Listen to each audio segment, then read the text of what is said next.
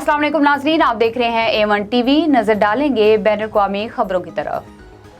अमरीकी रियासत ओक्लाहोमा में बुध 1 जून को अस्पताल की इमारत के करीब फायरिंग से 4 अफराद हलाक हो गए। अमरीकी खबर रसा अदारे के मुताबिक ओक्लाहोमा के शहर टल्सा के महकमा पुलिस के डिप्टी चीफ एरिक डॉलगेशन ने मीडिया को बताया कि फायरिंग करने वाले मुसल्लह शख्स ने हमले के खुद को गोली मारकर हलाक कर लिया।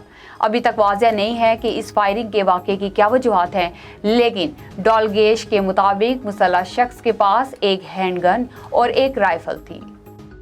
ऑस्ट्रेलवी काबीना में पहली बार 2 मुसलमान वज़रा शामिल हो गए। गैर मुल्की मीडिया रिपोर्ट्स के मुताबिक बुध के रोज़ ऑस्ट्रेलिया की नई हुकूमत ने हल्फ उठाया, जिसमें रिकॉर्ड 13 खवातीन और पहली बार 2 मुसलमान वज़रा वफाकी काबीना का हिस्सा बन गए।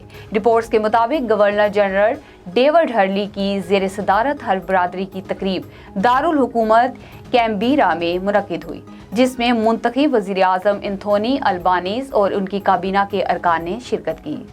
अमेरिका ने यूक्रेन को रूस से जारी जंग में मदद फ्राहम करने के लिए जदीद रॉकेट सिस्टम और मजीद जंगी साजो सामान फ्राहम करने का ऐलान कर दिया।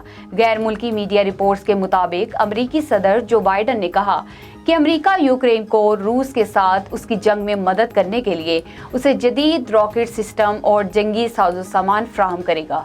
अमेरिकी ओहदेदारों ने तस्दीक की कि अमेरिका यूक्रेन को अमेरिकी साख्ता high mobility artillery rocket system Ukraine को सिक्योरिटी इमदाद के 11वें पैकेज के हिस्से के तौर पर भेजेगा।